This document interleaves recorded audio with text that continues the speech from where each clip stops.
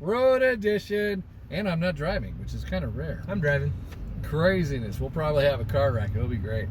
And it should go viral after they see our heads smash against the windshield. Because everybody wants to see that. Exactly. When the brain flows out, views go up. Yep. Brain flow.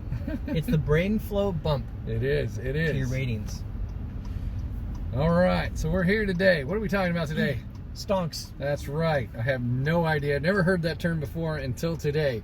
When he said, we're going to talk about stonks. And I went, how are you talking about, man? If you're a young person or if you're on Reddit, especially Wall Street Bets, then you've heard it a lot. It's how they say stocks, and they think they're so hilarious when they say it. Oh, okay. So is it because they don't understand what a stock is, or what? I don't know. I think it's just like a cool way to mispronounce it, honestly. Okay. So no more going to moon. We just want stomps. Yep. Sounds like something that stinks, though. You know. So there's a lot of discussion right now about buying the dip going on right now. Yeah, buying some dip, stick it underneath your lip, spit it into a cup. Oh no, that's not the dip we're talking about. Yep. Is it? Yeah, because there's been a little bit of a pullback in the market. There's some fear out there, and so we're not talking about magic cards, you guys. We're talking stonks. We're talking Tesla. We're talking Microsoft. We're talking Amazon. All these kinds of different possible stonks that you can go for. So, should you buy the dip? Should people jump into it? Yes. You're going with yes for sure. Yeah, absolutely.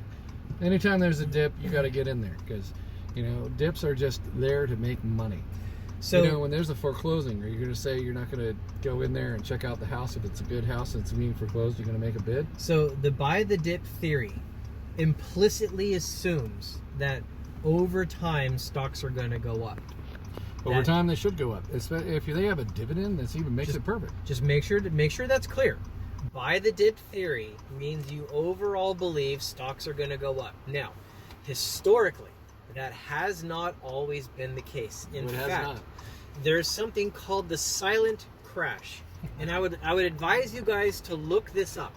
That doesn't mean I'm saying it's going to happen. I'm saying it exists. It has happened. It has happened. And the silent crash lasted it was like 15 or like 18 years. 18 years. And what happened was stocks went sideways for like 18 years. Their actual price didn't move. The main problem is that there was inflation over that amount of time. So when you look at the purchasing power of the money that you had in stocks for almost 20 years, you didn't make any money. In fact, due to inflation, you lost money. That has happened in the past, and that can happen again. And it probably will. Yeah, at some point. Is that now? I don't know. Probably not. But I want to be clear on that. The buy the dip theory is the implicit assumption we are not going into a situation of an invisible crash, another 20-year period of no growth overall long term. Well, there may be a hard potential growth because inflation will undoubtedly rise. Right. There may in fact be a conflict coming up.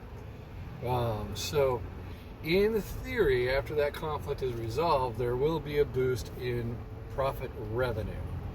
It's probably a pretty decent assumption, I would say, that if we do hit a lot of inflation, that inflation is probably going to hit stocks to some extent. You will. And it's probably going to drive those stock prices up, I would bet. And if we are. But that's behind us. Well, yeah, but we have more video, so I'm taking the long way. Okay. I wasn't going to mention it, but then you called it out. Sorry. We can edit that. I don't know. So anyways, I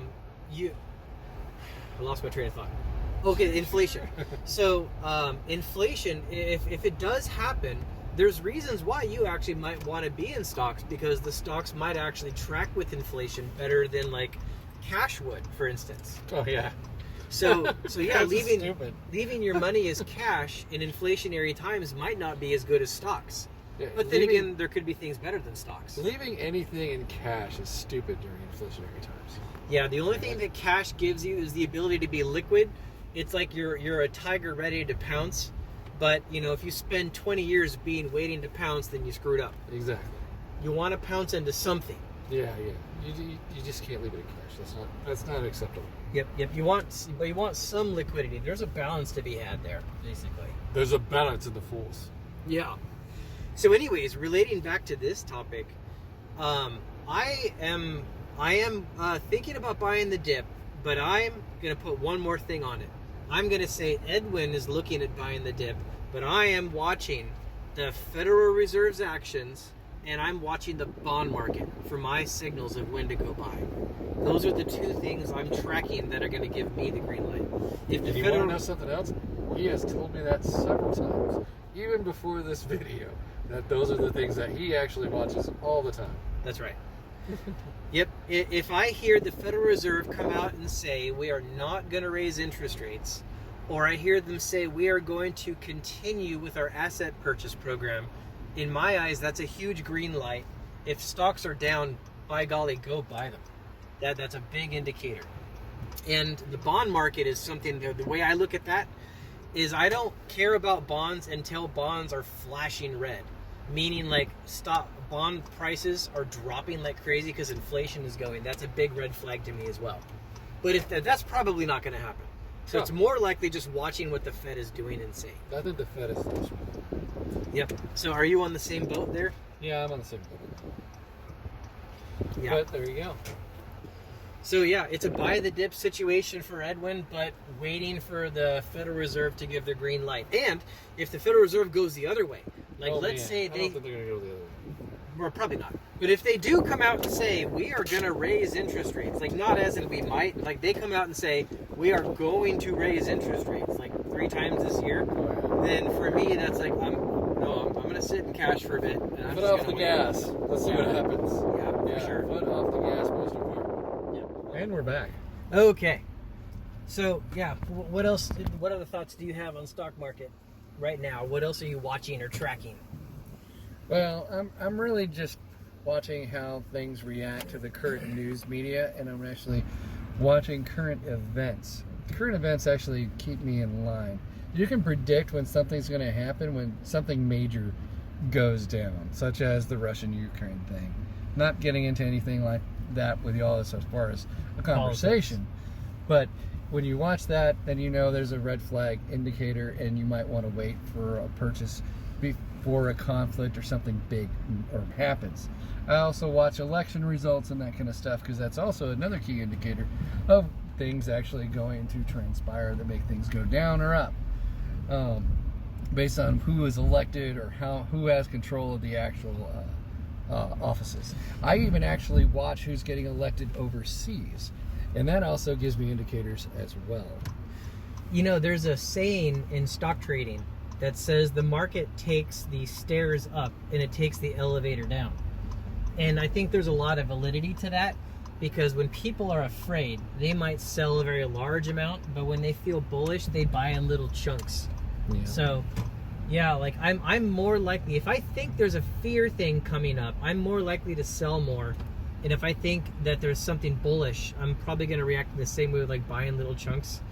But yeah, so I'm usually guessing where I think the fear is, because I think that's usually a stronger reaction.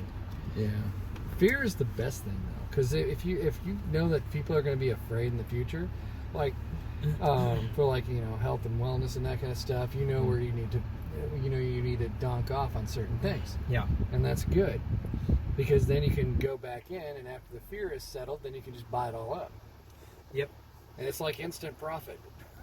So there's another topic for stocks that I think deserves some attention, and I don't know which way it's going to go. I'm just going to present it as something that's happening, and it needs to be looked into. There's a consolidation of wealth in a very small number of stocks going on these days. Like right now, if you were to look at like all the companies, like lay them all out, like all the stocks, and you were going to say, forget how much money's in each one of them. Are stocks overall going up or down? They're actually down, like a lot, right? They are. Not just this little pullback. But what's really happening is a lot of the money is going to a smaller number of the stocks.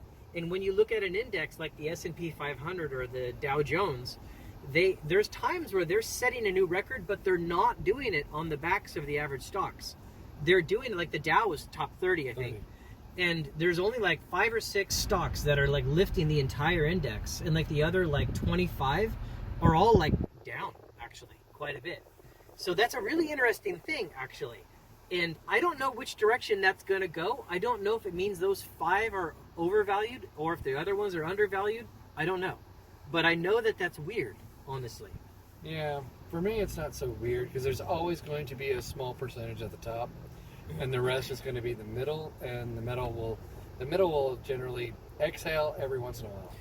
So my question to you then is, at what point would you start to feel like something's out of place? Like if you actually were in a situation where those 5 companies in the Dow Jones, let's say they now comprise, right now they're like, I don't know the numbers, I'm just making it up, I'm making a point here. Say right now they comprise like 40% of the value of the Dow Jones.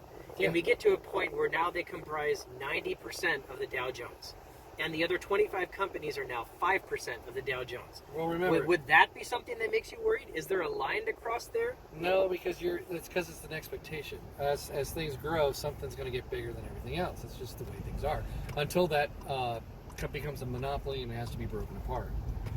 So you're saying your viewpoint is it's normal capitalism, effectively, for the Dow Jones and the S&P 500 to have a massive consolidation on a very small number of companies. That is absolutely 100% normal. I mean, if you look at any of the businesses that are out there right now, Amazon is taking over pretty much everything, right? So from shipping to selling anything online, it's pretty much dominating. Shopify is trying to give them a run for their money, but in literal sense, one company should dominate everything eventually until they're broken apart. It's just the way things are. Does that give you any... Some people do things the smart way, and some people have a business that's really good, and then they screw it over. They just slough off. Does that give you any fear of, like, even if that's true, like, but we're not talking about what's normal market operations. We're talking about it from the perspective of an investor. Yeah. And so even if it's normal and it's expected, does that give you reserves as an investor? It gives me reserves as an investor as far as investing in the company that is at the top. When it's at the top, I choose usually not to invest heavily in it. And that's because they're too stable. There's not enough flow. So I don't try to heavily invest in the top ones because there's no fluctuation, so there's no movement. You know? So if I don't see a potential of growth, there's no point in throwing money that's not really going to grow that fast. That's a great point, and that's actually a major reason why something is, if the better of a currency it is it means it's more stable, which means it's a worse investment. A good currency is a bad investment. A terrible currency can be a great investment because they're volatile. Same exact kind of reason there. So yeah, that's interesting. Yeah. So I don't know, that's it for me. That's my perspective. Those are the things I'm watching and I'm paying attention to in terms of stonks. Yay, stonks. All right, guys. We will catch you on the next one. Hope you liked this one. This was just our car ride around. All right. Talk to y'all again real soon. Okay. Bye, everybody.